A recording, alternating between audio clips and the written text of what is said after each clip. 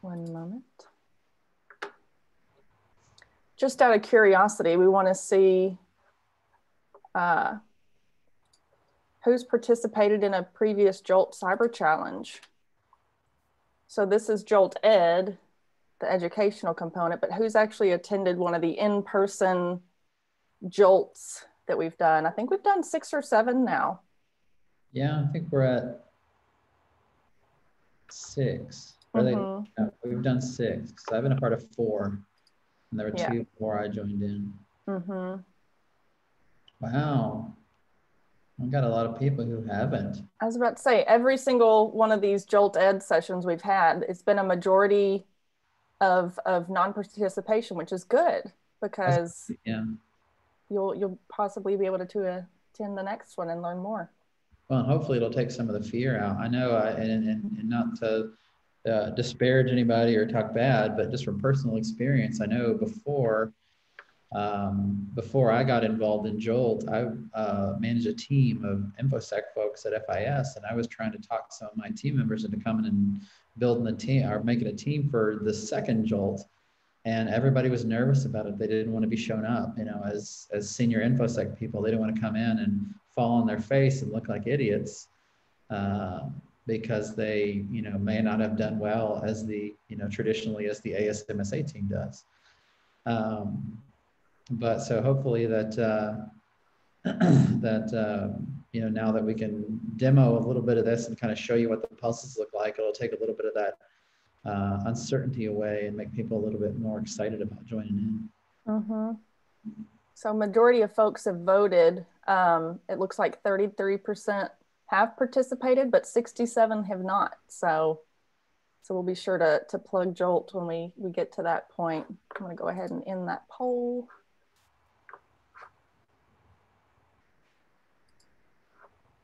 And let's go ahead and get into it. That's what we're here for, right?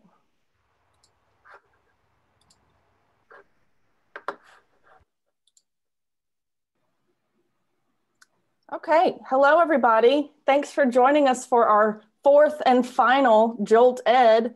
Again, thanks for being with us today. We've talked a little bit about JOLT, what that is. Chris will get more into that a little bit later, but typically this time of year, JOLT takes place. 200 plus people in a space with food. It's a whole weekend long event with game masters going around helping folks hack puzzles and solve puzzles, and we do that every October. Unfortunately, things have changed a little bit this year. We can't have 200 people in the same space. So, you know, going back and looking at the surveys and seeing what folks wanted, we heard from folks that attended JOLT, you wanted more of the educational piece. There are some portions of JOLT that you wanted to learn more about, hear more about, and discuss with the game masters. So we took this time, rather than having an in-person event, to focus on that educational approach. And here you have JOLTed. And so the game masters have come back to really focus on some of the things that have been discussed. And today is all about reverse engineering. We've got Chris Wright, who's gonna be today's moderator. I'm Ashley Jones, the program manager and director for community programs. We've also got Ben Allen with us, also a game master, who's gonna walk through some of the reverse engineering. And so, like I said, we're excited to have you with us today. Just because I threw in this graphic to show you kind of what JOLTed has been about over the last month. So we had an encoding and ciphers session on October 8th, hacking puzzles October 16th, web vulnerabilities October 22nd, leading to reverse engineering taking place today. If you've missed any of those, you can check out our website. It's posted also on Discord. We make sure after every session we post it on the Discord channel. So you can go back and review those and watch them as well. Here's the Discord link. If you've not seen it or missed it in the email, use this link to join the discussion and keep that conversation going once this ends, because hopefully next spring, maybe, we'll be able to do JOLT in person. And so we want to make sure these conversations go on. And so the game masters are already in this Discord channel. Several of folks that have attended this JOLTed session are there. So we want to make sure you're a part of that, and you can ask questions, talk to the game masters and other folks with similar interests as you. And of course, we couldn't do any of this without our awesome sponsors. We've got Wright Lindsay Jennings, Frost PLLC, Simmons Bank, the Little Rock Regional Chamber, Euronet Worldwide, Mainstream Technologies, and First Orion. And we've got Kendall Reese here today with Simmons Bank, and I want to give him the floor for a minute to talk about Simmons Bank and why they got involved with this program. Yeah, thanks, Ashley. So, Kendall Reese, currently the CISO at Simmons Bank on an interim basis. Obviously, Simmons is very happy to partner with the Venture Center. Just looking forward to all the growth that you guys provide, and certainly around the technology space. So, just glad to participate. Awesome. Thanks so much, Kendall. We're glad to have you with us, and of course, having Simmons Bank be a sponsor of this program. So thank you to all of our sponsors for helping us pull this off. Without further ado, I'll go ahead and turn it over to Chris Wright, who's the moderator for this session. So Chris, go ahead and take it away. Thank you, Ashley. So this is the fourth and final JOLTed session. So I've had the privilege to moderate 2 of these and be a part of the content in another one. But our goal in this is really to give you all the kind of a view into what the game masters are thinking when they create these puzzles, and what they hope that you're thinking when you want to go solve these puzzles. So to speak a little bit more on Jolt from the community aspect, and again, Kendall, thanks for being here. Simmons is a great part of the community here. With they brought a team last year. They've got a growing InfoSec department with great people in there. They're a part of so many other parts of the community as well. So they're a good partner to have in this. But when it comes to, kind of what we're trying to do here with Jolt is, first and foremost, this is a community event. And it's not about coming in and showing off your hacking skills. It's not about coming off and showing off your master nerdery. It's about coming in and being a part of the community and seeing those other people that are part of your community as well. There are going to be people that come in and put teams in from high schools. There are going to be teams from colleges. There are going to be teams from industry. And really, the best part of this is that those high school students get to talk to those college students and see what those college programs are like. And those college students get to talk to those industry people, and they get to see what the jobs are like and what the employers are like and what awaits them when they get into the workforce. So to me, this is a really big event for just having that community camaraderie and communications and networking.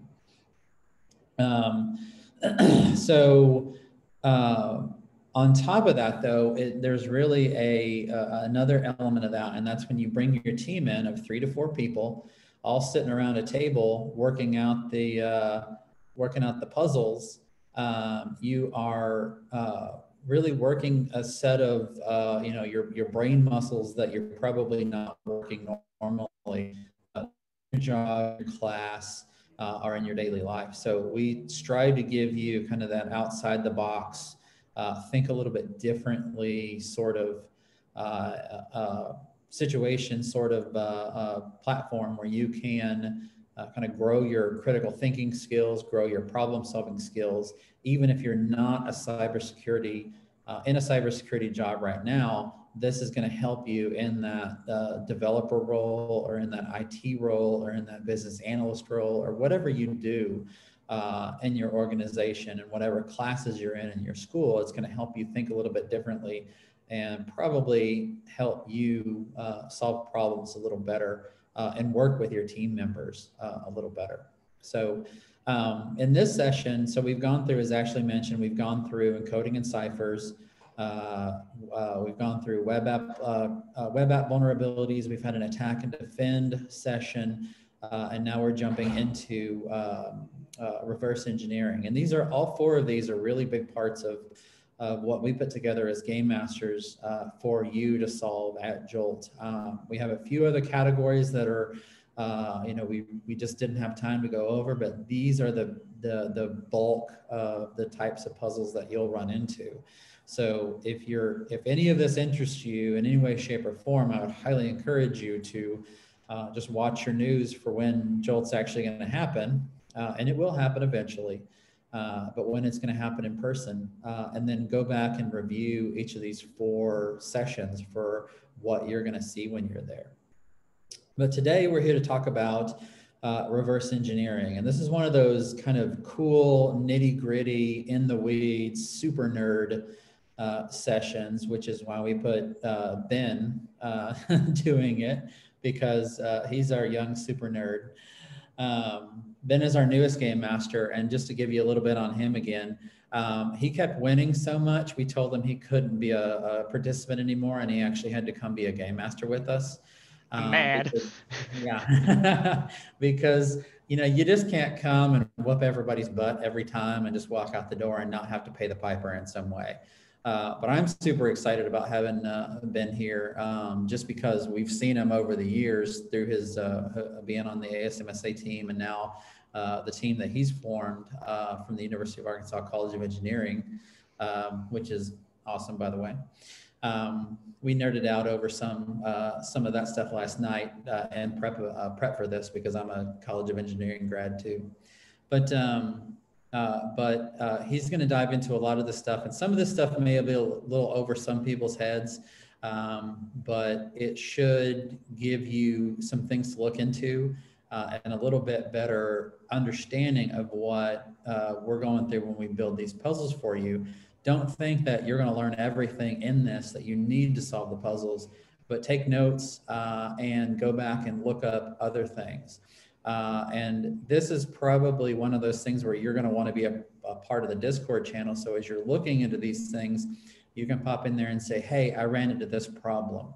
I tried to compile a C program, but I'm compiling it using GCC, and that has ASMR protections turned on, and I can't do these things. And I know some of you have no clue what I was just talking about, but I guarantee there's somebody in that Discord channel, game master or peer, who can answer those kind of questions for you when you do get in that deep in there and you run into something where you've just hit your head on the wall trying to recreate some of the stuff that Ben's going to present here today. We're going to talk a little bit about buffer overflows, which is kind of the core of why cybersecurity is a problem. One of the first real issues that we ran into was the ability to overflow buffer, and we're going to go through four different demos of that, kind of from very simplistic ones to some more complicated ones where we can affect the execution of a program. Ben's going to talk a little bit and demo on the GNU debugger, GDB, which is a tool that is is vital to doing some of this work. And then we're going to go into some editing of binaries, which is and Ben's going to actually solve one of the puzzles from last year. If you remember the Tiff puzzle, where Joseph, the game master Joseph, built that one out based on his nerdery and having to read the Tiff image specification. He thought everybody should have to suffer for what he suffered in his job, so he put out a puzzle for that. But Ben is one of I think the few people that solved that one, so he's going to go through that one. But with that, I will turn it over to Ben. Excellent. Okay. Let's get going here. Let me just clean some stuff up. Okay. Share screen. Share to my Ubuntu VM. Okay, let's get going. So this is the reverse engineering talk, just like Chris said. I'm going to start off with kind of a side tangent to reverse engineering, but it frequently comes up when you're doing the sorts of reverse engineering puzzles we give you, and that's going to be essentially forensics. So we're gonna start with a few forensics puzzles. Then we're going to talk about buffer overflows. We're going to do some stuff with GDB, the GNU debugger. And then finally, if we've got time permitting, we're going to do some binary editing.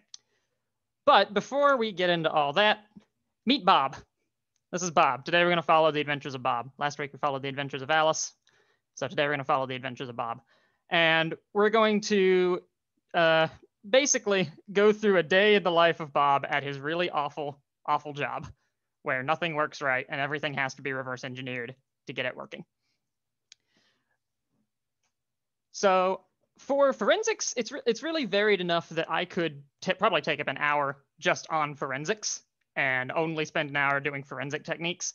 I don't want to do that. That's not quite in the purview, but I do want to give everyone kind of the low-hanging fruit of forensics because so many Jolt challenges have some forensics component. So let's get right into it. So for the sake of story, Bob shows up at work, ready to work.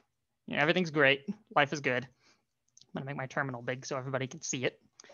Bob shows up on time today, ready to work. And his first goal is just to be able to log into his time tracking software so we can clock on. It's called Time Tracks. I forgot the name of the program. Time Tracks auth. So we run that program, and Bob reads back, well, he's not authorized to access Time Tracks, so he can't get his password out from the custom-built authentication system that his company has made. That's really annoying, and we need to get the password out so that Bob can just get on with his job. So whenever you're given a strange binary file, any executable file that we drop on you at Jolt, any strange binary file, one of the first things you can always do with it is you can run it through the strings utility. And what the strings utility does is it basically prints out all of the strings that it finds and can interpret from this file. That's pretty neat. But we got a lot of strings. So we can filter down and we assume maybe we're looking for something with time tracks. So we're going to run strings on the executable again. We're going to pipe the input into grep and just search for any line that contains the text time tracks. And when we do that, we get our original not authorized to access time tracks string, but we also find, hey, it found this string for one access code and a second access code. So now Bob can get into time tracks and clock on and start his day. There are, I think, at the Jolts I've been at, there has been at least 1 or 2 challenges that were solvable basically just by doing this and by looking at the strings in the binary file to get what you want. So this is always a good first step. And even when it doesn't give you flags, it frequently gives you other information that you can use. Let's move on. I can't spell today. So now that he's all clocked on and ready to go, Bob needs to get some information ready to do a deployment on the developer server for his job. But it looks like the password for the dev server is locked behind this weird dev keys program. And this program says that Bob doesn't have the dev keys and he has to get clearance from like 85 different people and obtain approval from 4 managers, 2 VPs, a member of the board, and somebody random outside the company who also happens to control the approval process. And most annoyingly, you have to submit your requests between 6:51 a.m. and 6:53 a.m. on the 5th Thursday of every month, excluding holidays. So I took the liberty of crunching that out for you way back when I wrote this challenge. The next time a month has 5 Thursdays is in April 2021. So Bob obviously doesn't want to wait that long. So we can always try throwing strings at the utilities. And maybe we're going to grep this time. We're going to look for a password. We don't find anything there. Or maybe we're going to look for auth. And we don't find anything there. Or maybe keys. And we just get our original string about dev keys not being available. Maybe just a single key, still nothing. So strings isn't doing what we need this time. So the next best step whenever you're trying to do some forensics is pretty frequently you're going to just open up your file in a hex editor and get a hex level dump of the file. Let's go to that. So this is a hex editor. It's going to show the individual bytes of the file, usually 16 at a time. And then here on the right, we've got what these bytes are interpreted as ASCII. So sometimes that's useful, like these first 3 bytes are ELF. That tells us it's an ELF file. So Bob opens this hex file, and he starts just scanning through the rows. Frequently, you'll find yourself doing this for some reverse engineering challenges. This is another way to look for strings that might have been obfuscated a little bit to fool the strings utility. For the sake of time, I happen to know some interesting stuff is at the address 2000 in hex. And we actually see there the strings that were getting printed out when we ran the program. And I know some interesting stuff is at hex 3000. And this winds up being this obfuscated password where all the data has been stored into integer variables and reversed. That's enough to fool strings, but it's not nearly enough to fool our eyes. You can pretty clearly see, hey, that's password in reverse. And if you take the time to write down what that is, it says, gonna commit Sudoku. So that's the password to the dev server. This is also a pretty frequent occurrence at Jolt, as we throw you a slightly obfuscated executable, but the strings are still findable in there. Even, you know, they're just reversed or they're spread out a little. I remember particularly at one contest, I spent a lot of time bringing some of my more advanced reverse engineering techniques onto an executable, and a buddy of mine just opened it up, ran a regex to find like a couple of different permutations of the text flag, and found it in 5 seconds. So always just check for strings, check for interesting stuff before you dive off into the advanced techniques. That could save you a lot of time, and time is everything at Jolt. For the last low-hanging fruit on forensics, this is actually going to be our, this is going to be one of the 2 challenges from last year's Jolt. So if you went to last year's Jolt, you may remember this image. I know Chris certainly does. He made it. Oh, that's my ID badge photo. Yeah. So this image doesn't have a flag in it. It's a Jolt challenge, so we figure there's something going on with it. We don't just give you 100% random images without without any purpose. So maybe we try the good old, you know, run strings on weird.jpg and grep for flag. Okay, we don't find anything there. Maybe we open the Hex Editor and we look through it that way, and we find out pretty quickly it's just a standard JPEG file. For the sake of time, I'm not going to do that, but you can confirm for yourself if you're not convinced that a given JPEG file is just by checking the magic bytes at the front. So this is probably the next most powerful tool you want to have in your inventory of tools when you're reverse engineering, is a little tool called binwalk. Binwalk is a tool intended for scanning firmware images to extract interesting data out of them for development or debugging or whatever. So binwalk will pull out strings or images that it finds or HTML documents, anything at all. So if we run binwalk on the file, it tells us there are actually 2 images in here. It's found data for 2 images. I'm gonna expand this a little bit. There we go. So it found data for 1 JPEG image, and it's blocked those together as 2 separate image data blocks. But then after the first image, it's found another. So that's pretty interesting, and we just need to extract it with binwalk at this point. So to do that with binwalk, we can tell it, hey, extract all file types that you find, and run on this weird.jpg file. It spits out a list of everything it found, and it makes a new folder of all the files that it found. So we have our original file. Okay, that's fine. But it's also pulled out this new file that has the flag from the challenge. So this tool was shown to me by another team after I had spent probably a good 30 minutes to an hour bashing my head on this, not getting anywhere.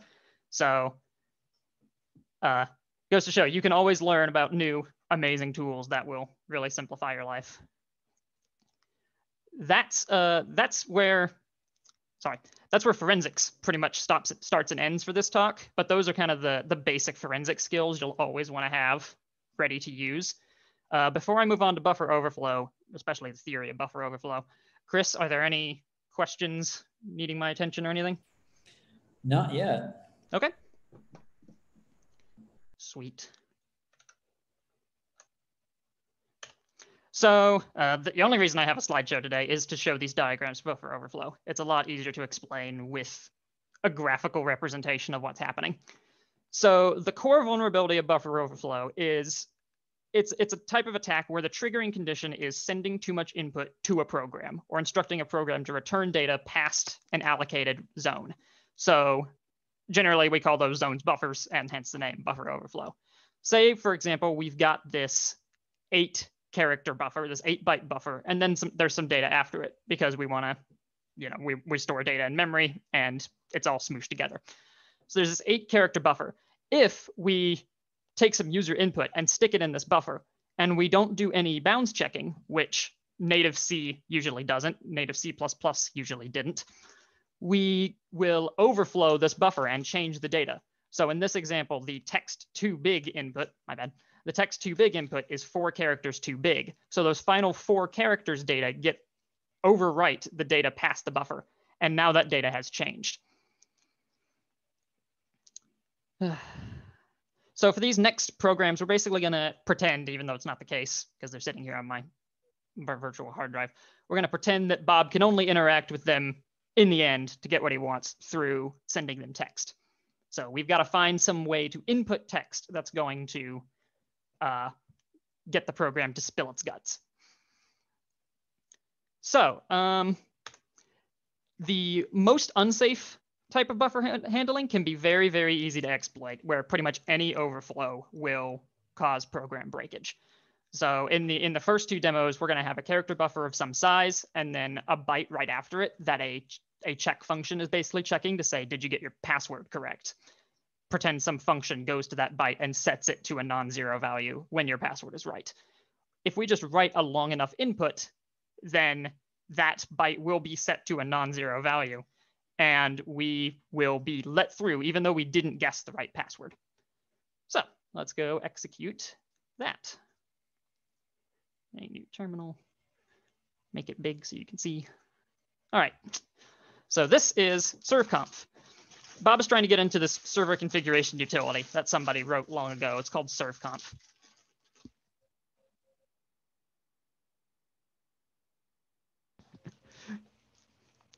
Bob is trying to get into the server configuration utility now that he's got passwords. But the only thing he can do is send text back and forth to this program, and it's not letting him in. It asks for a password. Nobody's given Bob a password. He just tries some of the standard stuff. He tries password. He tries root. Nothing's good about servconf. So, but Bob notices this premonition about, not premonition, this prescription about don't have passwords longer than 16 characters. So he just decides, what if I do? So we filled up 16 characters, and we'll add a few more, and the program spills its guts. Under the hood, it's checking a byte right after the buffer to check if the password was accepted. And if that byte is non-zero, it says, well, the password must have been good. Let's accept. For my next example, this is going to be much the same idea, but it's going to be a lot longer of a buffer. So Bob wants to get into this server statistics program called servstat. It also asks for a long password. So he tries kind of the same thing, just filling the buffer with garbage. But this one's actually a little smarter. It just says not accepted. It doesn't crash immediately. The developer for servstat just basically made the buffer really big in hopes of preventing buffer overflow. But with a large enough input, you can still break in. So what we're actually going to do is we're going to craft a payload that has a large enough input to be dangerous. For this one, the input, I happen to know because I wrote it beforehand, that the input needs to be a little over 4,090 bytes. So this payload isn't quite there yet because I deleted it last night while testing and haven't gotten around to rebuilding it. So I'm going to rebuild it real fast. We're going to fill this file essentially with a bunch of A's. It doesn't matter really what character you choose as long as it's non-zero data that you control. And we're at 4085. Let's add a few more. Okay, so I'm going to get just over 4092 for reasons I will explain here in a moment. So this payload file is now 4,095 bytes, and that is enough to break servstat. So we're going to pipe the payload into the servstat program, and it spills its guts. And we learned that the server's been up for 52 seconds. Somehow it's at 109% CPU usage. It's got 9 bytes left of free memory, and it's grumpy. I would be too. So these first two examples probably make you feel that the state of our programs are really, really bad, right? If any program is vulnerable to this kind of attack, and it's so easy to pull off, and it's so easy to do as a programmer, then we're in really deep trouble. So the good news is I had to disable a lot of safety features to get this to work. I had to tell the compiler, do not randomize addresses. I had to pack the password checking byte right behind the buffer. Otherwise, the compiler would randomize its location and nullify the attack. I had to tell the compiler, don't check for buffer overflows at runtime. So in general, the compiler's got your back, but a lot of older programs are still vulnerable to this kind of attack because the compilers weren't as advanced back then. So let's go talk about some mitigations and some improvements. So we wised up to this buffer overflow concept after a while, and we started adding sentinel values. We added additional defenses against buffer overflows. So after your buffer, right after your buffer usually, you stick a byte or a couple of bytes that take a sentinel value. And essentially what that means is after the buffer has been written to, the program checks the sentinel value and makes sure that it was the same value the program originally set it to. So we have this character buffer here, it's 8 bytes. We fill it up with 10 bytes. So we overwrite the character buffer, then we overwrite the sentinel value, and then some other data afterwards. When the program decides to check the sentinel value, it notices that it wasn't the original value it set it to. In this case, it wasn't FF. So it halts the program. Usually sentinel values get checked when you return from a function, and you can tell when that's happening because the program will usually tell you that stack smashing has been detected. That's the name for the attempted attack that a lot of buffer overflow exploits are trying to get to. Hey, Ben, real quick before you get too far into this. Absolutely. We got one question about, you mentioned that you had set the compiler before to turn off all those protections. Mm-hmm. Are you using GCC to compile GCC. that? Okay. I know there's some other ones that, well, I think LLVM will have a lot of the same protections or possibly even more. There's an older compiler, I think, called TCC that actually doesn't have a lot of those in there by default. But can you rattle off a couple of the compiler flags that you used and what they were for? I wrote the challenges a long time ago, so I don't remember the flags, but I can look them up and send them off in the Discord. Okay, sounds good. If anybody's interested. Yeah, your buddy Denver is. Ah, yes. These the first 2 buffer overflow demos were a huge pain to write, trying to get through all of the of the protections. There are so many of them. It was a struggle. So, but the sentinel values aren't they aren't invulnerable either. We can bypass them as well. And usually that's going to take the form of figuring out what the sentinel value is and then just crafting our payload to not edit the sentinel value. So let's do an attack that does that. Bob's been at it for a few hours by this point, and he realizes that he needs a drink of water. He goes to the water cooler and he finds there's an electronic lock on the water cooler, so we can't even get water without a password. That's a horrible place to work. It is. This is miserable. Poor Bob. So Bob finds a program called Serve Water. All right. It also needs a password. All right. Bob tries his standard buffer overflow attack, and it throws an error. It says the sentinel value isn't 10, and the password's too long and aborts. So we're gonna have to get around that. The impetus for this attack is we're going to craft another payload that's going to preserve the sentinel value but change data after it. This particular program happens to have really leaky errors that tell us pretty much exactly what it's looking for. It's looking for a sentinel value that's 10, which either means decimal 10 or hexadecimal 10. But it's probably a good guess to do hexadecimal 10. So let's create a payload. And then let's open it in a hex editor, since we can't type necessarily decimal or hexadecimal 10 as a byte very easily. So let's hex edit our payload file. It's just empty right now. We're going to fill the first 16 bytes with garbage. Doesn't matter. Password. And then for the next byte, we're going to guess that's probably the sentinel value. And we're going to write 10 over that. And then the byte after, we're going to guess is probably our password checking byte. So we're going to fill that with some non-zero value. We'll make it FF. And from here, we'll save our payload. We can confirm that our payload has some data. It's noticing this garbage character when we ask Linux to print it out.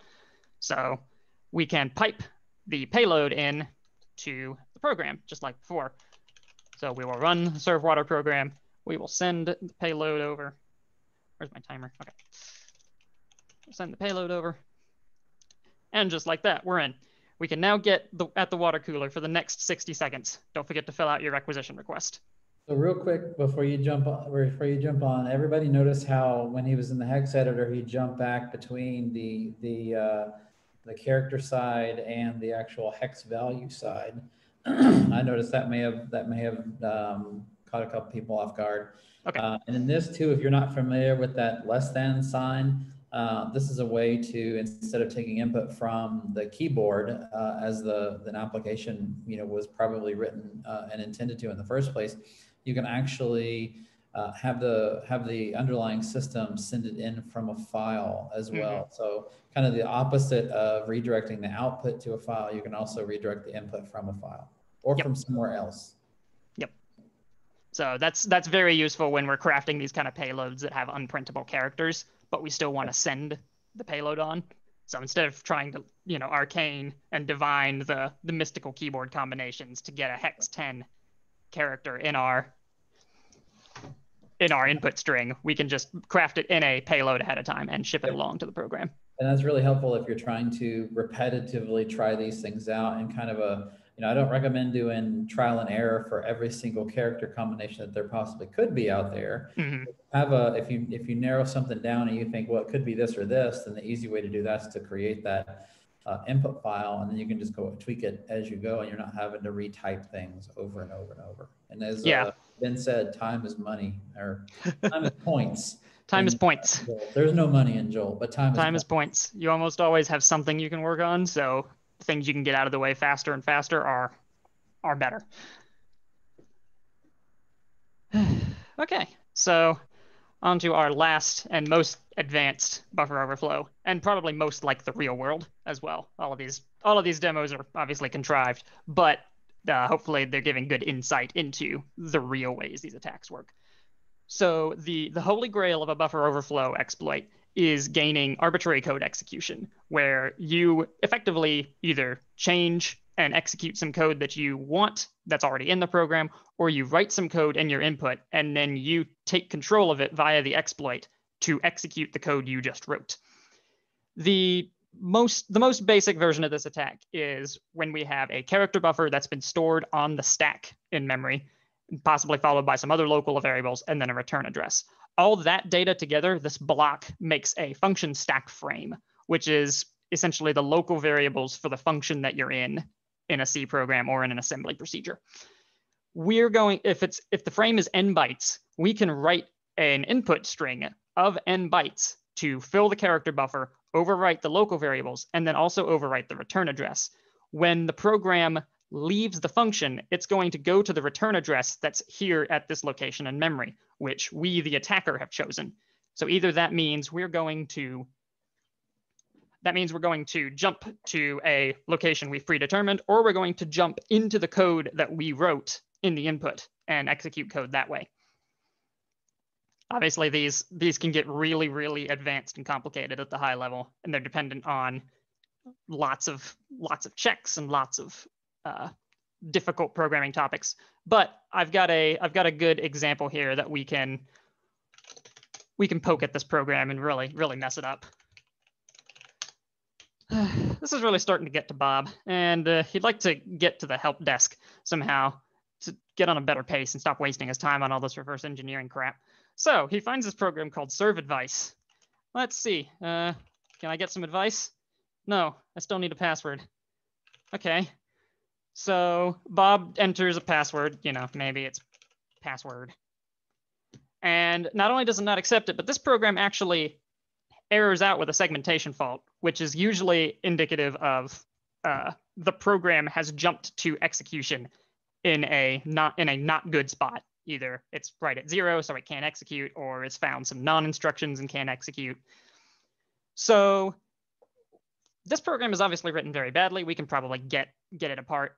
And so I'm going to be introducing now probably our next important tool for disassembling binaries that we give you at Jolt. And that's going to be this program that's usually built into Linux. It's called Object Dump. And its purpose, as it says, is to display information from object files. Specifically, one of the many things object dump can do is object dump can disassemble files. And I'm going to disassemble with Intel assembly syntax because I like reading it. Okay, so then we get this nice dump of what the executable actually is in code. If you don't know assembly, don't fret. I'm not going to spend a ton of time on it, but it is a good thing to learn.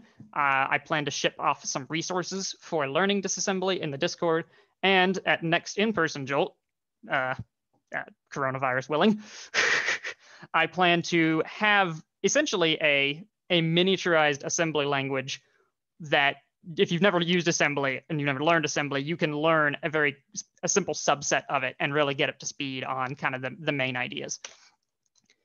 For the sake of understanding this program, we get, at least in the disassembly, we do get the original names of the function as the program was written. So yeah, here's a program called get password input. That's pretty cool. Here's start, where program execution will start. And we notice this chunk of code called main unreachable. That's pretty interesting. What makes it unreachable? Well, what makes it unreachable is if we read, starting from the top at main, we notice it calls the get password input function, and then this block of code here just exits the program unconditionally. So it calls the get password input function, and then nothing happens. So we can never get execution to main unreachable, but our goal is to get there anyway. And we're going to do that this way with a buffer overflow. As a side note, this program is actually going to show up in the GDB segment again, and we're going to break it using GDB. That way, I can show you that you've always got multiple options for breaking a whole lot of things. So the get password input function, let's go look at that for the sake of completeness. It basically prints a prompt. That's what this block of code does, prints the password prompt. This line right here allocates 8 bytes on the stack, and then this chunk of code reads in data from the input into the 8 bytes we just allocated. Then we deallocate the bytes and we return. So our stack we can envision our stack here. It's this 8-byte character buffer. There's no local variables in this stack, and then a 4-byte return address. So a 12-byte input will fill the buffer and also fill the return address with a value that we choose. So we are going to construct a payload to edit the return address out of this function. And obviously, we're going to try and get that return address to be this address here, the address for main unreachable. So let's build that payload. OK, so we create a payload file. We edit it up in a hex editor of choice. There are lots of, as a side note on hex editors, there are lots of hex editors. Usually, I prefer graphical ones, but just for staying in the terminal to minimize window flipping around, we're using this not so great terminal hex editor. There are many, many choices. Find one that you like and that you're comfortable with. There are even some hex editors that work on the web. Yep, and you want them for many other puzzles too, not just these. Yes. OK, so as before, our first 8 bytes don't really matter. Who cares about them? And then we're going to try and get to the address of the main unreachable function. Normally, when I do this, I've got like 5 different terminal windows all pulled up side by side. Since that's hard to see for everybody, I'm going to pull up a second one in front of this first one. And we're going to, and usually the second one is to keep the disassembly of the program in view while I'm editing files or editing a program. So back out of serve stack, go to serve advice, and we're going to object dump the assembly again. Is that serve advice? OK. So this leftmost column in the object dump disassembly format is the address of the first byte here. So we want to jump to this address here, which is the first byte of the main unreachable subroutine. So we note that it's 08049021. So OK, we go into our hex editor and we type 08049021. We say, all right, let's do it. So we run serve advice. We pipe in the payload. Well, we caused a segmentation fault, but we didn't get anywhere. If you've done any reverse engineering at all, this is an endianness problem, which is related to how integers are stored in memory. So Object dump writes its addresses as big Indian integers, where the leftmost digit is the most significant digit.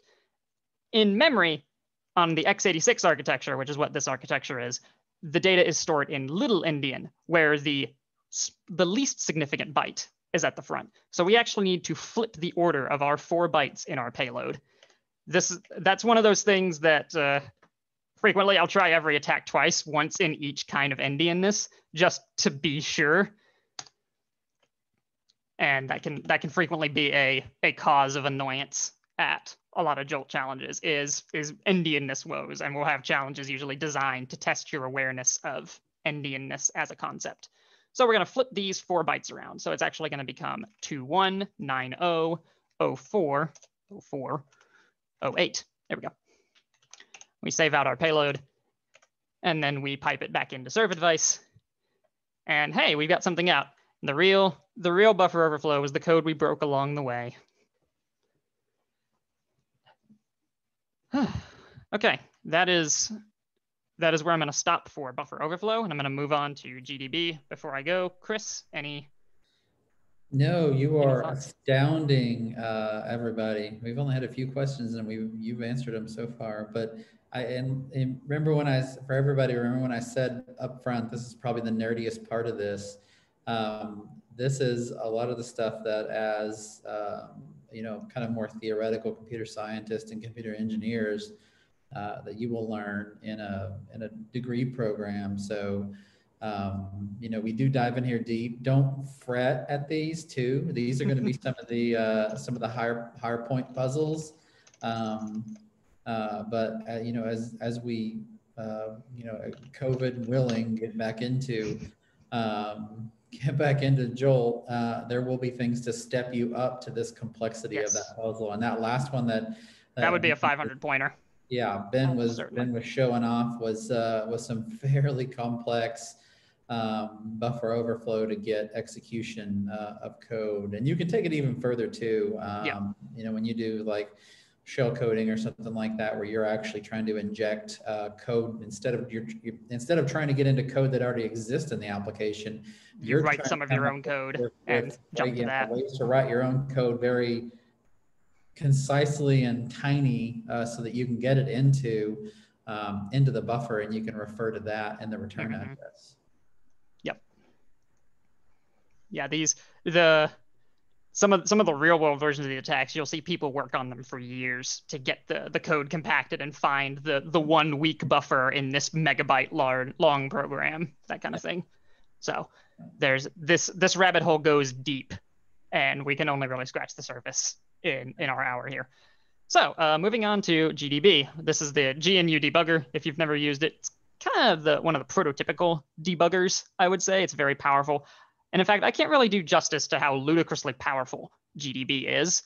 In addition to having a lot of the standard debugging features, it has probably a lot of features that are not standard for debuggers and can really give you an edge in your reverse engineering time. So like any debugger worth its salt, you can inspect data in programs, and you can look at source code, and you can set breakpoints. GDB is intended to be run with programs that have debug flags enabled, where the executable has been built in with information about the source code that a debugger can reference to assist in debugging. So that's going to be our first thing, is we're just going to break apart a program that has these flags enabled, and then we're going to break apart the serve advice program again, which did not have flags enabled. So in terms of story time, this is the third factor authentication. Bob's company implemented 2-factor authentication a couple years ago, and everybody was happy, and that was good. Security was better, hooray. Somebody somewhere in the management chain decided that, well, if 2 factors are good, 3 factors are better. And of course, it's not secure unless you do it yourself. So we're going to write our own 3-factor authentication solution. So it's just going to be another 2FA challenge that you have to go through. So the problem is it's broken. You're supposed to get the 2FA code sent to your phone that you input into this program so you can get the keys out. Your phone never gets the 2FA code, so you're just kind of stuck. Luckily, however, Bob has the executable and Bob has the source code for this one, since it's an internal project.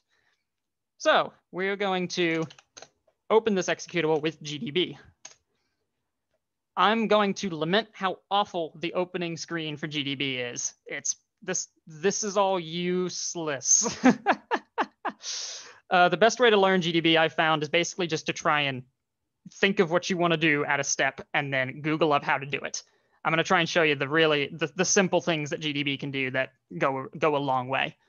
So when we open GDB, it says it's read symbols from the 3FA program.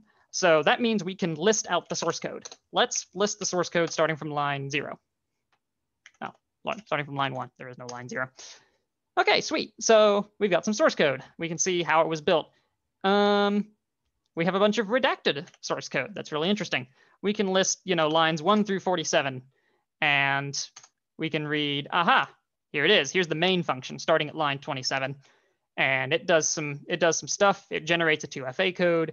It then asks for the 2FA code. It never sends it, and then it checks the code against our input. Okay, so how are we gonna break this? One of the other things that list can do is we can just list out individual functions. So we can just look at the code. Hey, give me the code around main. So if you got the name of a function, you can just ask GDB to list code around main. That's pretty good. We can only do so much by looking at the source code. You can run the program from inside GDB just by using the run command, and it just runs normally. Okay, that's fine. Run.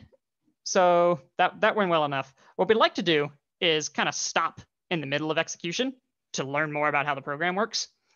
So let's set a breakpoint. This is the thing that any debugger worth its salt can do. We're going to break when the program reaches main. So GDB tells us, hey, I've set a breakpoint here at line 27, which is the first line of main. Okay, let's run it. We've stopped at main. GDB prints and tells us, hey, we're stopped here at main.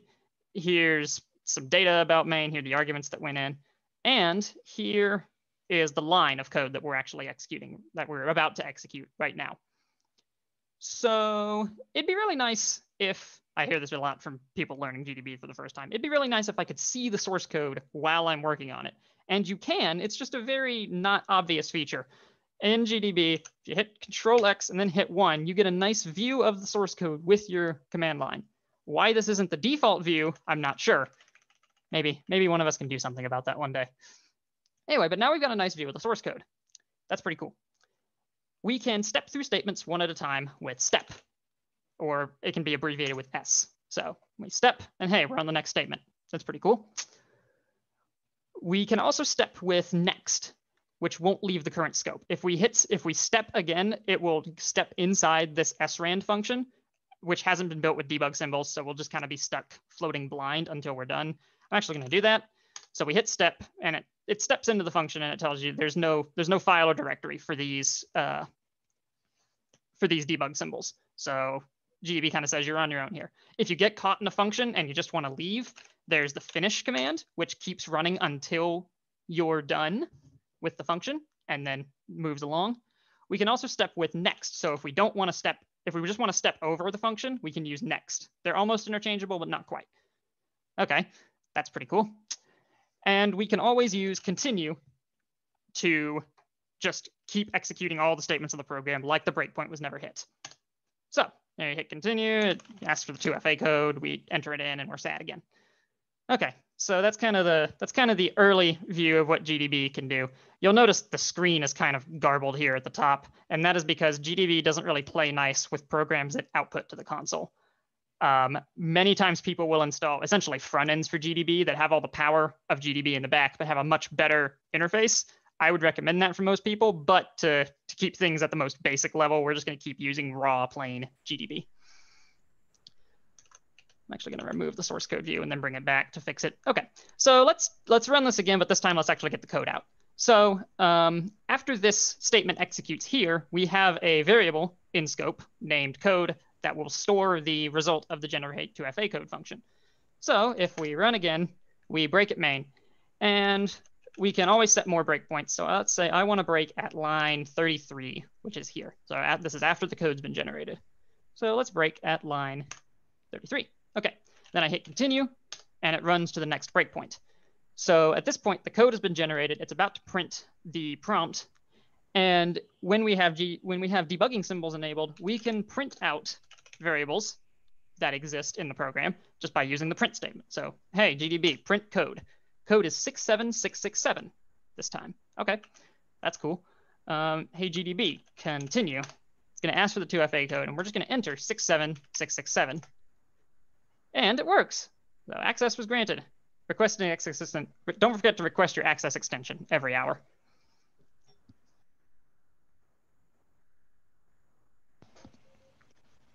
So the good news is this is a great thing to have in your arsenal of skills when you're writing your own C programs, or when you're, this can do you a lot of good at work. This can do you a lot of good when you're at school. The bad news is usually the Jolt challenges we give you will not have a debug executable and debug and the source code coming with it.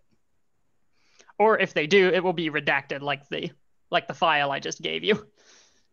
So let's go with a slightly more realistic example where we don't have anything to go on in terms of program structure. So we're going to go to serve advice 2, which is the same program as before. That's just living in a different folder for this challenge. Okay, so it's the only thing here. Let's use GDB to bust serve advice in a different way. Kind of the same way, but using a different technique. So let's open it up with GDB. And serve advice was not built with any debugging flags. And in fact, its source code is assembly, so there is no C to match it to. So when it reads symbols from serve advice, it says it doesn't find any debugging symbols. Well, that's pretty annoying.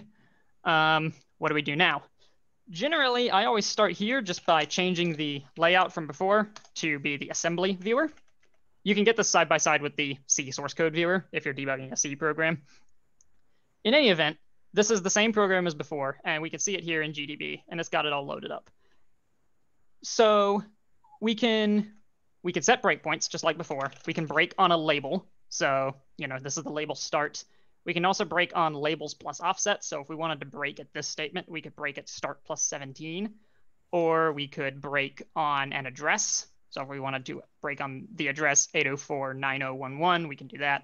I'm just going to break on start. That's the simplest. And then we're going to run the program to get started. So when debugging an assembly program, you can use step I and next I for step instruction and next instruction to, they do what they say. They step through the program just like step and next do, but at the instruction level and not at the source code statement level. If you try to use step and next in a assembly program that doesn't have debugging symbols, GDB will try to find debugging symbols and just keep executing until it does. It never finds these symbols, so it's just like running continue. Ideally, we would just kind of skip this exit instruction. We would just not exit the program, and then execution would pick up down here at main unreachable. So let's do that. Let's just set a breakpoint at main unreachable. So that way when we get there, if we get there, we know that we're there and we can continue. Okay, so we got a breakpoint at main unreachable. And we're just going to jump to this instruction here, which is a no-op. In assembly parlance, no-ops do nothing. They're just kind of like a pass or a skip. So if the program runs into a no-op, it just kind of moves to the next instruction. That one's a no-op, and it's just going to slide down this list of no-ops until it starts executing here at main unreachable. So that's fine. Let's jump there. So we can jump to a label plus an offset. We want to go to start plus 19. And the way we do that is we ask GDB, hey, compute what start plus 19 is and go to that address. So it's going to jump here, and then it's going to slide down all these no-ops and break here. There we are. So now we're at main unreachable. And if we let it continue, the screen gets garbled, but we get the code we broke along the way output. So that's pretty good. Let's do another jump a different way. So we got the same breakpoints. We can jump straight to the label. That probably occurred to most of you first. Let's just jump straight to main unreachable. We got to run the program, and then you can jump. My bad. Okay, so we jump straight to main unreachable. We continue. Life is good. Or finally, we could jump straight to an address. Bring back the not broken screen. We can jump straight to an address. So let's say we still want to jump to main unreachable, but we want to use the address this time. We run the program to get it started. And then we jump to the address 8049021. Here we are. And then continue. And we get the output again. So jumping around is a very powerful technique that GDB lets you do. You can do all sorts of other things as well. If there's data in registers, you can change the data in the registers. You can edit values in memory. You can print out the contents of memory. You can look at what's on the stack. You can do all sorts of things. It really is an incredibly powerful tool. And you could fill an hour talk or an 8-hour talk on just stuff you can do with GDB alone. So that's where we're going to stop for GDB. So questions? Yeah, I figured that. Sorry, I jumped ahead a little bit. We did have a question. Can you explain how to know if the architecture is x86 or 64 in doing the payload, or does it even matter? Yes, that will matter. So that's a good question. That's something you want to be cognizant of. One of the ways you can figure out is through the file command. File is a Linux built-in command that will tell you what kind of file the argument is. So if we pass it file serve advice, it tells us this is an ELF 32-bit executable, with some other information that's not really relevant. So if you're looking just for 32-bit executable, you'd look for, I'm looking for 32-bit or 64-bit. And then if you're looking for the x86 architecture, it'd be Intel 8386 or i386. And the 64-bit architecture would probably be AMD 64 or x86 64 or something like that. But yes, that is a good thing to be thinking about. Is you want to be cognizant of your architecture, both your computer architecture and the architecture of the programs that are getting handed to you. Usually at Jolt, we're going to go for most compatibility, so you're almost always going to get 32-bit ELFs from us for Linux programs. And I'm not sure what the default is for Windows programs, but we usually go for as much compatibility as we can manage. That's usually challenge enough. The challenge is challenge enough. Just getting it to run shouldn't be a huge roadblock unless that itself is the challenge, which it could be. Yeah, you do get different kinds of, you'll get different architectures. I mean, even with Linux, it's hard to compile things in 386 anymore. I think even 32 bits, 586. Mm-hmm. But you still see that capable out there, but you will see most of it by default in x64, which is going to be AMD. And I think in most cases, I don't think anything else, it represents itself as x86 64. Mm-hmm. But, yeah, I've seen AMD 64 and x86 64 as the call signs for 64-bit architecture. Okay, so we are finally at the last block of challenges. This is about editing binary data to get a program to do something. So I'll hop back. And Bob's program, Bob's company is going to give him a reaction test to see how quickly he can hit the enter key. This is mission critical for the job. They say we don't want to have people working for us who can't hit the enter key fast enough. Okay. So this program just says you need to hit enter when you see the text go appear. And go appears and he hits enter and it's still too slow. And Bob's not going to put up with this. Bob's smarter than dealing with this. So he's going to dump out the source code to this program. Usually when I make assembly dump or disassembly dumps with object dump, I pipe them into a text file that I can pull up in Vim or something and look at while I'm working. Can't spell today. Dump. Okay, so since this is a compiled C program, you'll notice one other way, back to the file format question, object dump will also usually tell you, hey, this one's a 64-bit ELF executable. So that's another way to find out. Lots of ways. This one's a compiled C file, so there's a lot more code here. Most of this is boilerplate that the compiler adds. So we're just going to say, well, let's always search for main. Let's find main. Cool.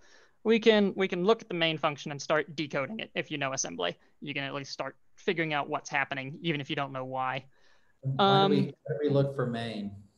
In your text editor of choice, I usually just search main and program execution starts at main.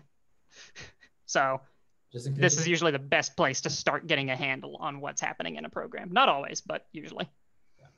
very, very common use case that's taught at all levels, that anything C, C++, or C derived starts at the main function. Starts at main. So yeah. Some compilers might actually change main to _start. So be prepared to look for both, but GCC almost always leaves at main. So, and usually the files we give you at Jolt will be built with GCC just by virtue of that maximum compatibility goal. So this main function, oh God, I'm searching again. Okay. Usually when I'm scanning a function, just from top to bottom, just trying to skim it to learn what it's doing, I pay attention to call statements, which are the assembly way of calling another function. So this one's calling puts, which places a string on the screen. This one's calling sleep, which waits. This one calls a function called getTimeOfDay. Then down here, we put a string on the screen again. We get a character. So this part right here is almost certainly the part where go appears on the screen, and then we press enter. That's pretty good to know. It's kind of a key point for the program. And then below that, we call getTimeOfDay again. And then we call a function called timeDiff, which is probably to compute a time difference. Based on the result of timeDiff, we do a compare. So we essentially branch into an if block, and we jump if the result of the comparison is greater, or we continue through and then jump unconditionally afterwards. So this block right here is essentially all a if-else block.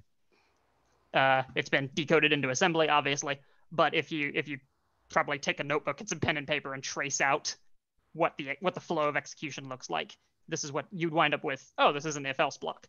So we can reasonably intuit that we're comparing how fast we hit enter to some target time, and then based on the result, we are jumping or not jumping. Whether we jump or not, a string gets put on the screen. So one of these puts the you failed string, and one of them probably puts the you succeeded string. Okay, good to know. So this program has been designed to be resistant to buffer overflow just by not doing any of the terrible things I did to the buffer overflow programs to make them vulnerable. So buffer overflow to gain execution control is out. But since you have the file just sitting here, we can change the bytes that make up this program. That would change how it's interpreted by the CPU, and that would change pretty much everything.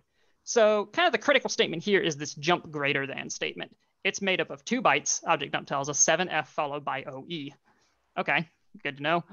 We can always change individual assembly bytes in a hex editor to 90 to make them no ops, to basically just clear out a statement and say, don't execute this statement ever. And that's going to be the path we're going to take. This is a very powerful technique. My bad. One thing you always want to do when you're about to do this is take note of the address that you're going to be editing on. So this one, we're going to be editing at the address 12C5. Okay, so when I'm doing this for real, I always keep like a notebook on the side that I just write down important details on. So I'm looking for address 12C5, and I'm going to edit 2 bytes and change them both to 90 to beat no ops. So let's do that. Hex edit. This is super reactor now. Okay, we're going to go to address 12C5. Okay, here's the 2 bytes, 7F and 0E that we want, and we're just going to overwrite them. So we're going to do the comparison, but then we're just not going to jump if it's bad. That's fine. Okay, and then we run the super reactor program.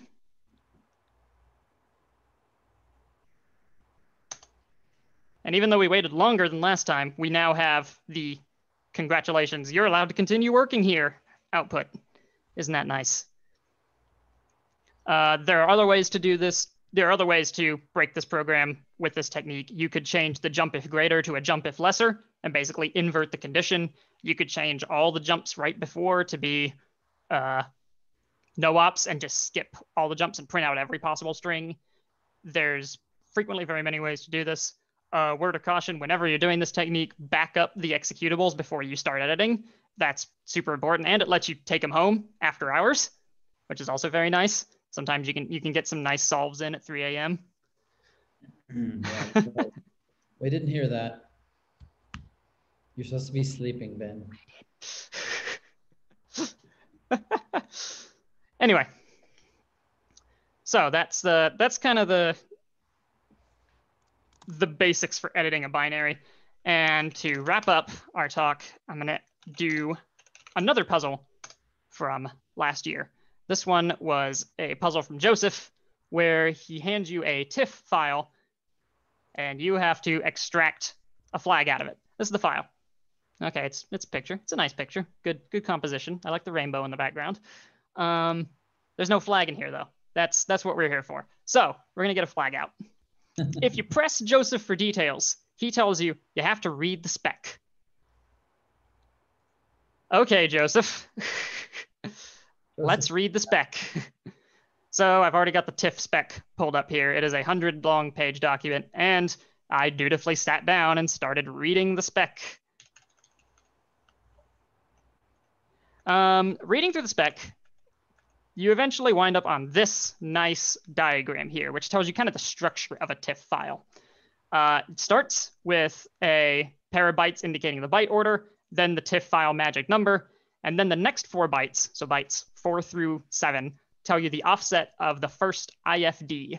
In Tiff parlance, each IFD corresponds to 1 image. So we're going to pop open this. I'm actually going to make a backup of this one. So I'm going to pop open that file in Hex Editor and start looking. So we read based on the Tiff spec. Okay, that's right. My screen's small. We read based on the Tiff spec that we can ignore the first 4 bytes. And then these next 4 bytes here tell us the address for the first image block, effectively, or the first metadata block for the first image. So remembering that our addresses are in little endian, so that this 16 is the most significant digit, and then this FC, and then this 12, we're going to jump to that address. We go to 16 FC 12. And I'm going to scroll down a bit so you can see more what this block looks like, quote unquote. So the block starts here at this byte 14, and then it continues for a little while. The 14 in Tiff parlance indicates it's decimal 20, and it tells Tiff that there are 20 metadata segments in this directory. So the first 2 bytes in the IFD tell you the number of directory entries, and then each 12 bytes after is a directory entry. At the end of all of that, it tells you, here's the offset to the next IFD. So we can rightly presume, hey, there's probably another IFD in here. We just need to find it. Maybe we can look at where this first IFD is pointing to and see if it can get there. I already crunched out the address. The 4 bytes for the next IFD are here, and they're all 0. The Tiff spec says when the bytes for the next IFD are all 0, that just means there's no next IFD, and so we're done processing the image. Well, that's kind of lame. Now what? So I dutifully go back up to directory entry 0, and I start decoding 12 bytes at a time. So that's, this row, and then these 12 bytes, and then this block of 4 and this 8, 12 bytes at a time, decoding what each directory entry means. Okay, so the first entry, and you can read the Tiff spec and learn about the structure of a directory and of an entry. Effectively, the first 2 bytes are a tag that tells you what this entry is. The next 2 bytes tell you the data type. The next 4 bytes tell you a count, so how many data types we're looking at. And then these final 4 bytes are either the value, if the count is 1, or a pointer to a list of values if the counter is not 1. Okay, that's fine. Sure. Reading the Tiff spec some more tells you that FE is the tag for a new subfile type, which the Tiff standard says your image should use if you have multiple subfiles in a file. So that tells us there are probably more subfiles and more images in this file, and we just need to find them somehow. Entry 2, down here, this actually tells us the image width. Entry 3 tells us the image height. We basically just need something to help us find another block of data that looks like this. Okay, so I figure let's go search for essentially another tag FE00. And since the TIFF spec always says that the FE tag, the new subfile type tag, it's always a long data type, then I know I can search for 0400 after that. Doing that search leads me to another block of data. And this one also looks a lot like an IFD block. Here's the hexadecimal 14, decimal 20, tells us there are 20 blocks. You can decode this by hand if you really want. I didn't, I just kind of took it on faith. I was excited. I took it on faith that this was going to be another IFD block. So I took note of the address. And the address we're at is B6F94. And we just need to set up the file to point to this IFD instead of the first one. We can do that a couple ways. We can set up the first IFD to point to this IFD instead of just going to 000. Or we can go back up to the top, which is what I'm going to do. We can go back up to the top and we can just change the first IFD to be that second IFD that we found, bypassing the first image and going to the second one that we think we found. So remembering that our data is in Little Endian and that our address is B6F94, we input the bytes 946F0B00, so that when you write this byte, then this byte, and then this byte, and then this byte, you get B6F94, and we save our file. Okay, pretty cool. And we look at it with a TIFF editor. Hey, what do you know? There's another image.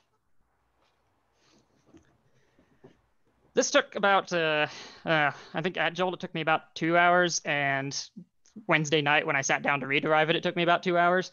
So not a fast problem, but Joseph was right. All you really had to do was read the spec, even if it took a while. That is the end of the demo block for this talk. So now it's on to pretty much wrapping up in questions. Obviously, for wrapping up, there's so much more I could show you. Obviously, if more time was allowed, but this is I think this is a good start. This gives a good overview of what the field looks like and what you can expect to see at a lot of JOLT challenges and how you can approach a lot of the crazy challenges that we throw at you in this category. Yeah, you'll see quite a bit of those where you can use those built-in tools like file and strings and whatnot to get you going on it and to help you figure out some of those things in there. Some of the puzzles that we give you are intended to be solvable through those, but as you can see with this TIFF puzzle, that not all of them are going to be solvable with simple tools. Some of them are more complex, and you'll get rewarded with more points for those. A lot of these too are just. TIFF puzzle was, I think the TIFF puzzle was 500 points. Yeah, it was 400 or 500. So that was a high end one, but that was just something that Joseph was doing in his job at UAMS and one of his for his research projects that his position is grant funded, and so he does a lot of these just really obscure type puzzles, and so just to bring kind of work things into this, and you'll get some of those. Some of the rest of us will just throw some stuff together that is quirky and interesting from some other standpoint. But take a note on some of those tools,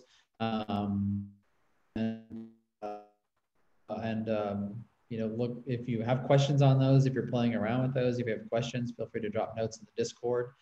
One question that just popped in, and people, we've got some time for some Q&A. So if you have questions, from the beginning to now. But the question is steganography common in hacking? From a theoretical kind of an academic standpoint, people love to glean on to steganography because it's fun to do. It's fun to hide things in there. And you could call what we've done here, these two things, the silly Star Trek image with the other image hidden in there. You could call that steganography by the loosest definition of the term. Joseph's TIFF puzzle could have been called that, but it's not really the same as what kind of true steganography would be, where you're adjusting the bits in a file to hide something else in there, and the methods that you would do to do that. But kind of at the loosest definition, that would be in there. But from an academic standpoint, it's fun because you're doing some work similar to how you would do encryption. Mm-hmm. But in a real world standpoint, you don't see it that often. However, there are some known threat actors and threat TTPs out there that have used Stego to exfiltrate data out of specific environments. It's just a lot of times when people get in there, the whole smash and grab idea is what they do. And so it's more of a, I'm not going to try to carve this out and send it out in a very svelte way. It's just, kind of breaking the back window of your car and stealing your laptop bag out of the back seat.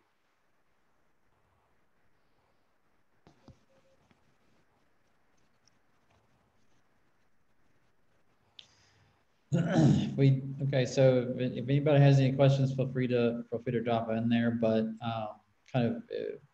for now, I want to thank you personally for all of you folks that have showed up and have listened in and kind of try to glean as much as you can out of this. Hopefully, when we do get back to Jolt in person, this will help you feel more comfortable about the puzzles that are out there, know some of the tools and the techniques that will help you solve those puzzles.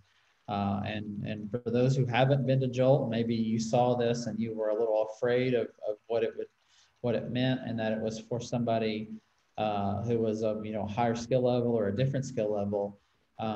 Just know that that's not really the point of Jolt. Come out and learn, be a part of it, be a part of the community, and grow your skills, grow your critical thinking capabilities as well. Come interact. We're very hands-on. All the game masters are there the entire time for Jolt. We don't just create the puzzles and not show up. We're there walking around the room watching you all.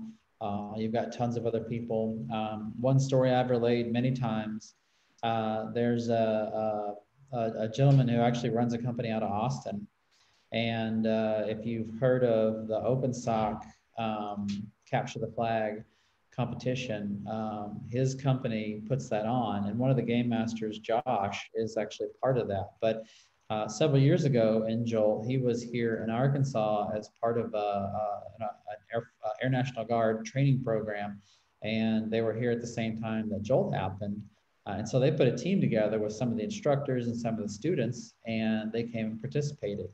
And they were blowing everybody out of the water. I mean, they had twice as many points as anybody else had. And at one point, they just stopped playing and got up and started walking around and helping other people. And that, to me, solidified the community aspect of this in my mind, is that this isn't just about competing and, and cutthroat kind of competition stuff, but it's about that community thing, getting together and helping others, learning from others, helping others learn and things like that. So I can't stress that enough. As if you're a little bit, if you're afraid in any way at all, don't be. Just come out, get your feet wet. You'll realize the water's fine. You can jump right in. We do have a question, Ben. Are you willing to give up your precious executables so that other people can practice those techniques? Yeah. Assuming I can drop them in Discord somehow. Yes. Okay. I make no guarantees as to whether they'll run on other architectures, but I will certainly ship them off for people to play with. Yeah, and it looked like you're running an Ubuntu box there. Yeah. Everything's pretty stock, but I also didn't try to keep everything very compatible with stuff. So yeah, and we can work through that. So if there's questions or concerns, we'll try to get if some things are broken, ping me on Discord or something, and I'll see if I can fix it and ship it back. Yeah. Sure. All right. Well, I think that's all the questions. So Ashley, I will hand it back over to you. Sounds good. Thanks, Chris. And thanks everybody for participating, whether this is the first JOLTed you've been a part of, or you've come to 2 or 3 or all 4. Kudos to you for attending all 4. We want to remind you, I'll go ahead and throw my screen back up, that you can join the Discord channel if you haven't already. It's been in the emails. And you'll see an email after this, I believe, as well, that'll remind you to join that if you haven't already. The game masters are here. Other folks that have attended these are here. You can ask your questions and communicate with others with the similar interests. And hopefully, as we've been talking about, we can all meet again together under one roof, come 2021, and we can take what we've learned in these sessions, and maybe if you've participated in a previous Jolt, what you've learned there, and put it to use at a future Jolt. One last shout out to our sponsors. Big thank you to Wright Lindsay Jennings, Frost, Simmons Bank, the Little Rock Regional Chamber, Euronet Worldwide, Mainstream Technologies, and First Orion. And a big thank you to our game masters. Thank you all, Chris and Ben and Daniel and Josh and Tommy and Nick. Thank you all for taking time out of your day and volunteering to do this. I know you guys are all busy and have jobs outside of this, so thank you all for volunteering to do this.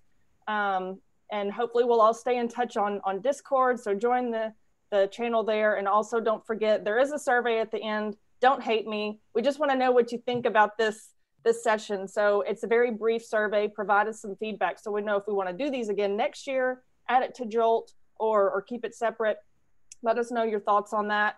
If there's no other questions, I think that's it for the day. Have a happy Halloween. Enjoy your weekend, and we hope to see you all again soon. Bye, everybody. See you, everyone.